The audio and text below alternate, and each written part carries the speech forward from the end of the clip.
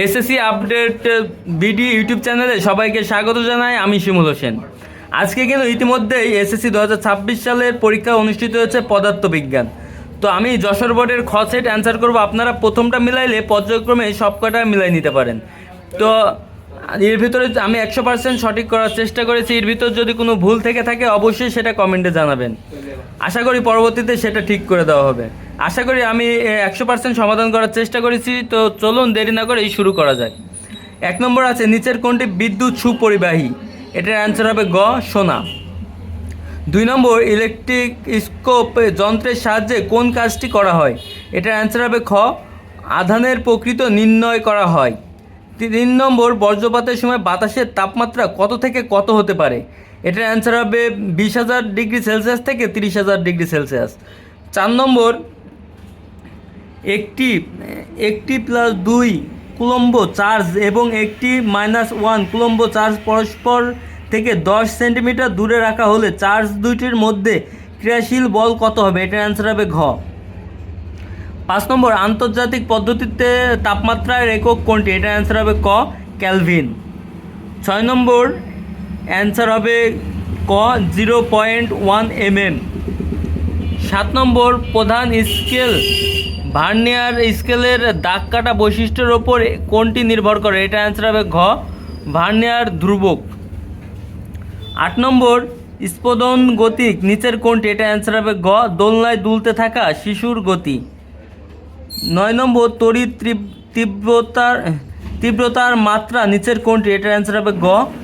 10 নম্বর answer হবে ক।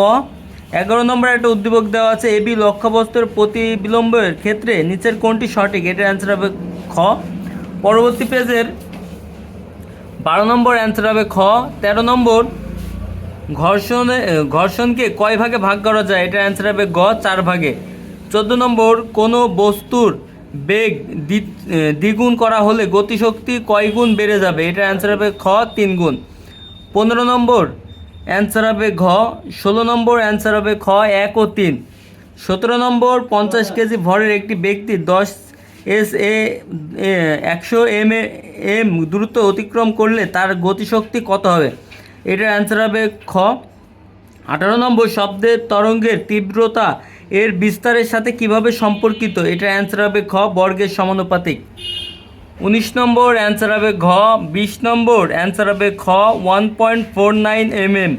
21 নম্বর, তড়িৎ চৌম্বকীয় তরঙ্গ নিচের কোনটি? এটার অ্যান্সার হবে ক, আলোক তরঙ্গ। 22 নম্বর অ্যান্সার হবে ঘ, সব কয়টি। 23 নম্বর, সমতল আয়নার সৃষ্ট বিলম্বের বৈশিষ্ট্য নিচের কোনটি? এটার অ্যান্সার হবে খ।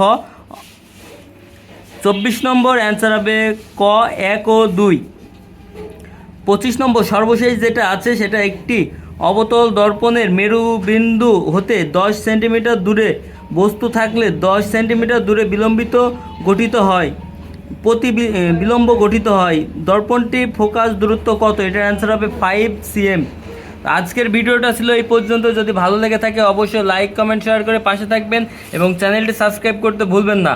যদি এর ভেতরে কোনো ভুল থেকে থাকে অবশ্যই কমেন্টে জানাবেন। তো আপনাদের পরবর্তী পরীক্ষার শুভেচ্ছা জানিয়ে আজকের ভিডিও এখানে সমাপ্ত করি।